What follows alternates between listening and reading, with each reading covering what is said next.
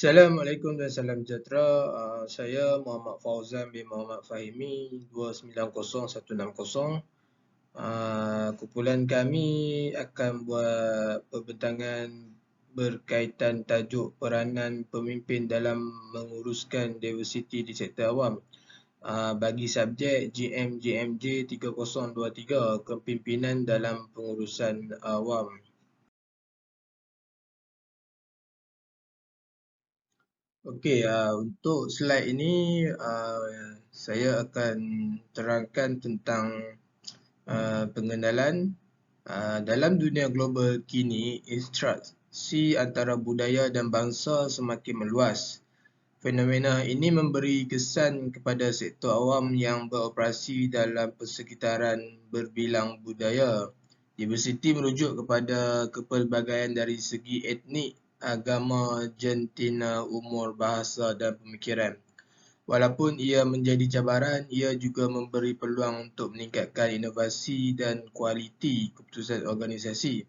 Pemimpin sektor awam perlu bijak mengurus diversiti dengan membina budaya kerja inklusif, menghormati perbezaan dan menggalakkan kerjasama.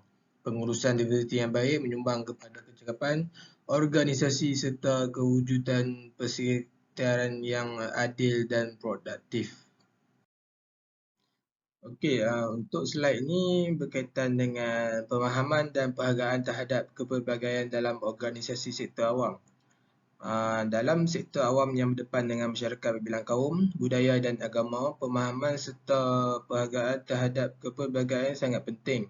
Pemimpin yang berkesan perlu melihat kepelbagaian bukan sebagai cabaran tetapi sebagai kekuatan untuk meningkatkan inovasi dan kecekapan organisasi.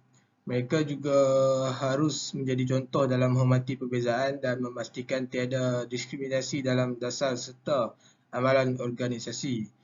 Dengan menyediakan latihan, kesedaran budaya dan membina tempat kerja yang inklusif, organisasi sektor awam dapat berfungsi secara lebih harmoni dan responsif terhadap keperluan rakyat. Seperti yang kita tengok, kepentingan pemahaman terhadap kepelbagaian dalam sektor awam, ia menunjukkan bahawa masyarakat Malaysia yang berbilang kaum memerlukan pemimpin yang peka dan menghargai perbezaan bukan sahaja untuk tujuan integrasi sosial tapi juga bagi meningkatkan mutu perkhidmatan awam. Pendekatan ini menyokong idea bahawa kepelbagaian bukanlah satu beban, malah satu kekuatan yang membawa kepada inovasi dan keputusan yang lebih baik. Kita juga patut memberi penekanan kepada tanggungjawab moral dan profesional seperti pemimpin dalam membina organisasi inklusif. Ia menyeru agar pemimpin menjadi teladan dalam memupuk budaya formal, hormat dan adil serta memastikan diskriminasi tidak berlaku. Aspek ini penting untuk membina kepercayaan dan motivasi dalam kalangan pekerja selain mewujudkan suasana yang kerja yang sihat.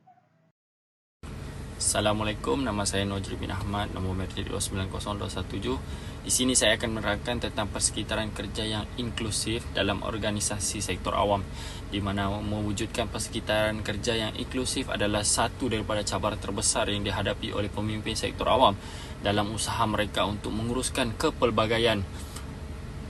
Dalam konteks ini, persekitaran kerja yang inklusif bermaksud setiap individu dalam organisasi tanpa mengira latar belakang, etnik, agama, jantina atau usia merasa mereka diterima, dihargai dan diberi peluang untuk menyumbang dengan sepenuhnya kepada matlamat yang diutamakan oleh organisasi.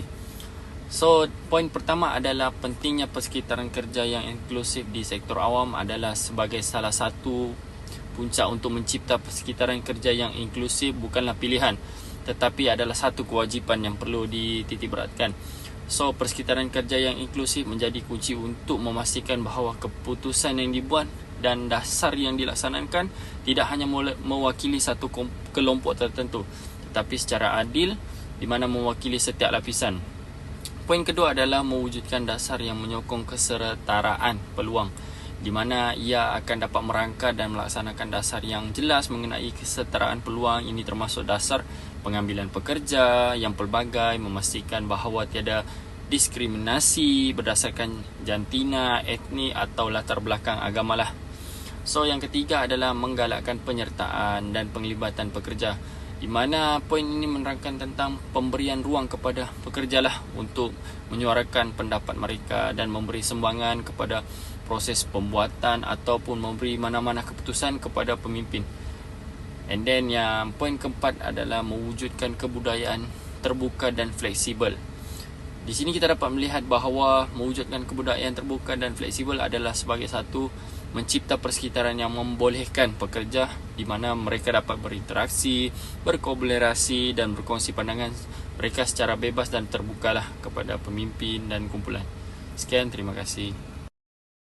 Assalamualaikum dan salam sejahtera. Saya Muhammad Amir Rashidi bin Zamri 290183. So, hari ini saya akan menerangkan tentang menguruskan konflik dan memupuk toleransi dalam sektor awam. Menguruskan konflik dan memupuk toleransi adalah dua elemen yang sangat penting dalam memanfaatkan kepelbagaian di dalam kerja, terutamanya di dalam sektor awam yang mempunyai pelbagai keunikan tersendiri. Sektor awam seringkali berhadapan dengan pelbagai pihak berkepentingan dan anggota masyarakat yang terdiri daripada pelbagai latar belakang, budaya, etnik dan agama. So, perbezaan ini walaupun membawa banyak peluang, ia juga boleh menyebabkan pelbagai konflik yang berpotensi untuk merosakkan keharmonian di dalam organisasi dan menghalang pencapaian matlamat organisasi. So, oleh itu, peranan kepimpinan dalam menguruskan konflik dan memupuk budaya toleransi sangat kritikal bagi memastikan kepelbagaian dapat diterima dengan baik dan dijadikan aset memperkayakan organisasi. So, punca-punca konflik dalam organisasi yang pelbagai. Konflik yang timbul dalam organisasi sektor awam biasanya berpunca daripada perbezaan pandangan, nilai dan cara kerja yang berbeza di kalangan individu dengan latar belakang yang pelbagai. Sebagai contoh, seorang pekerja daripada latar belakang budaya yang lebih hierarki mungkin berasa tidak selesa bekerja dengan rakan sekerja yang lebih suka berkomunikasi secara terbuka dan egalitarian. Begitu juga perbezaan dalam cara menyelesaikan masalah atau membuat keputusan yang boleh menjadi ketegangan antara anggota pasukan yang berlainan budaya. So, ini kemahiran pengurusan konflik di tempat kerja. Sebagai seorang pemimpin dalam sektor awam perlu memiliki kemahiran menguruskan konflik yang tinggi untuk mengelakkan ketegangan dan memastikan kesejahteraan organisasi. Salah satu kemahiran utama yang perlu dimiliki oleh pemimpin adalah kemampuan untuk mengenal pasti konflik pada peringkat awal dan menangani masalah tersebut secara segera sebelum ia berkembang menjadi lebih serius. Ini termasuk menyediakan saluran komunikasi yang terbuka dan selamat untuk pekerja meluahkan kebimbangan mereka. So, sebagai contoh, dalam situasi di mana dua pekerja mempunyai pandangan yang berbeza mengenai cara menyelesaikan satu masalah, pemimpin perlu bertindak sebagai perantara yang neutral, mendengar kedua-dua belah pihak dengan teliti dan mencari solution yang boleh diterima oleh kedua-duanya. So, kepentingan latihan berterusan dan relevansi dengan keperluan semasa. Latihan mengenai kepelbagaian dan inklusiviti tidak boleh diberikan sekali sahaja, tapi perlu menjadi sebahagian daripada budaya organisasi yang berterusan. Keperluan untuk memahami dan mengurus diversiti dalam sektor awam sentiasa berkembang, terutama dengan... Assalamualaikum warahmatullahi wabarakatuh. Nama saya Muhammad Fidaw bin Zainal, nombor matrik 290411. Di sini saya ingin menerangkan berkenaan peningkatan kualiti perkhidmatan awam.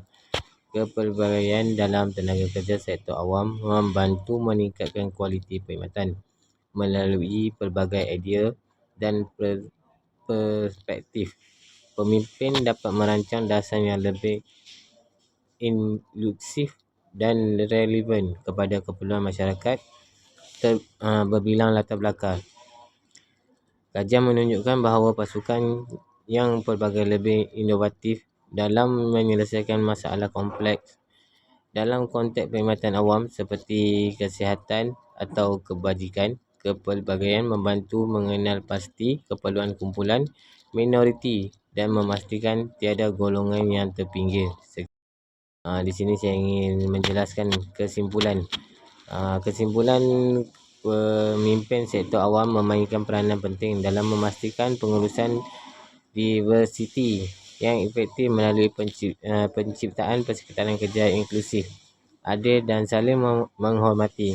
Mereka perlu bijak mengurus perbezaan latar belakang pekerja, menyelesaikan konflik dengan berkesan serta menyediakan latihan berkala yang relevan, juga memperkukuhkan kesejahteraan masyarakat yang dilayani. Dengan pendekatan holistik dan berterusan, pemimpin mampu memacu kemajuan sektor awam yang responsif, dinamik dan inklusif ke arah pembangunan negara yang lebih harmoni. Sekian, terima kasih.